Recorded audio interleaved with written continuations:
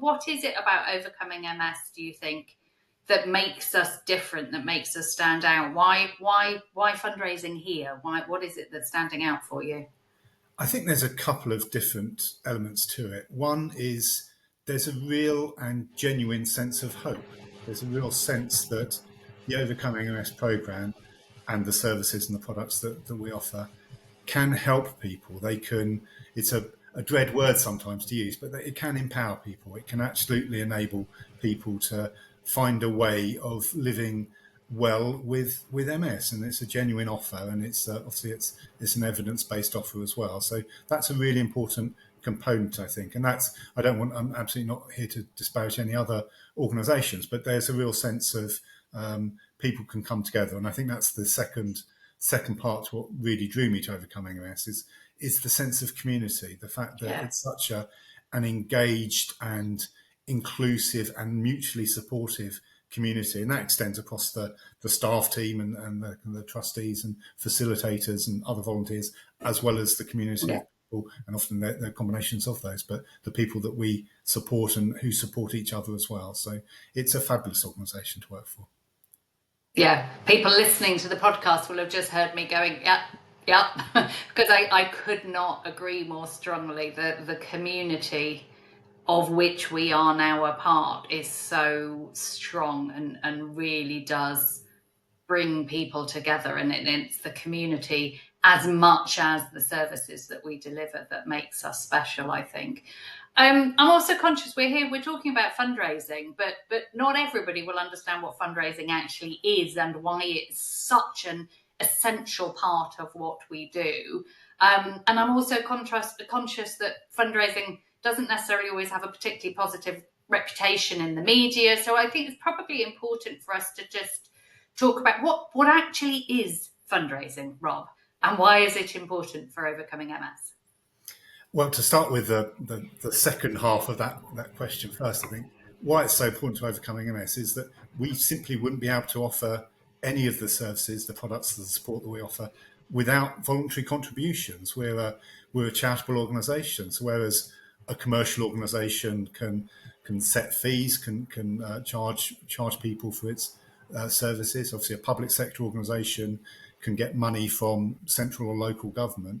They're not options that are so available to us. Not to say they're completely separate from us, but we are an organisation that relies on donations. We don't actually receive any government funding. We don't sell our products in the majority of cases. We're providing free, high quality services and products for people, but there's a cost that's associated with that. There's clearly a cost to ensure that the stuff that we produce is evidence-based, as we've already talked about, that it's timely, that it's relevant information, and that costs money. It does cost money for us to be able to provide that really kind of high-quality evidence-based based service. And then in terms of fundraising more generally and what it is, it can feel a bit arcane, a bit esoteric, a bit grubby, I think it's fair to say sometimes, and that's I don't want to shy away from that. And absolutely, you do hear stories in the media about organisations that appear to be betraying the public's trust, and that's something that the fundraiser I'm particularly attuned to as well. So the sense that at Overcoming MS that we keep our costs to the absolute minimum in terms of the services we provide, and 76p of every pound that we spend gets spent on those products and services. I'm using that phrase a lot, I know, but the products and services that we provide for our community.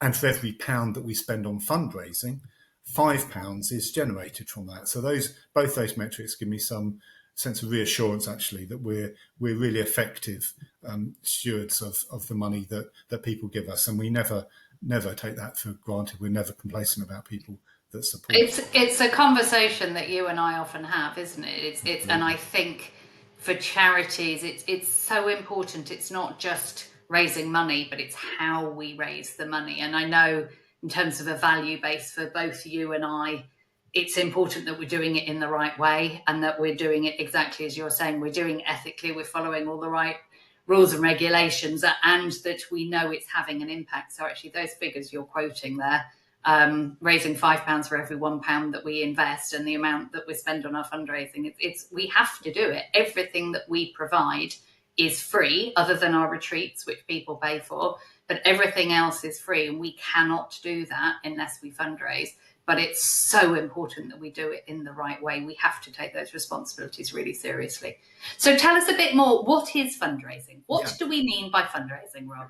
So there's various choices. I mean, people will have seen telethons. If you're in the UK, obviously Comic Relief or Children in Need, but elsewhere in the world, you'll have seen those as well, where people can do daft things to raise money. And that's absolutely an element of fundraising. It doesn't have to be daft, but the classic example of someone laying in a bath of baked beans. I don't think I've ever actually seen someone lay in a bath of baked beans. It must have happened at some point, but that's a way, can be a way of raising money, as indeed kind of getting involved in triathlons or marathons or cycling events, all those kind of things. So there's a huge element of community fundraising where people are doing things, but it might be putting on a bake sale or having a quiz night or hosting a bingo night, something like that. Those are all ways that people can generate money.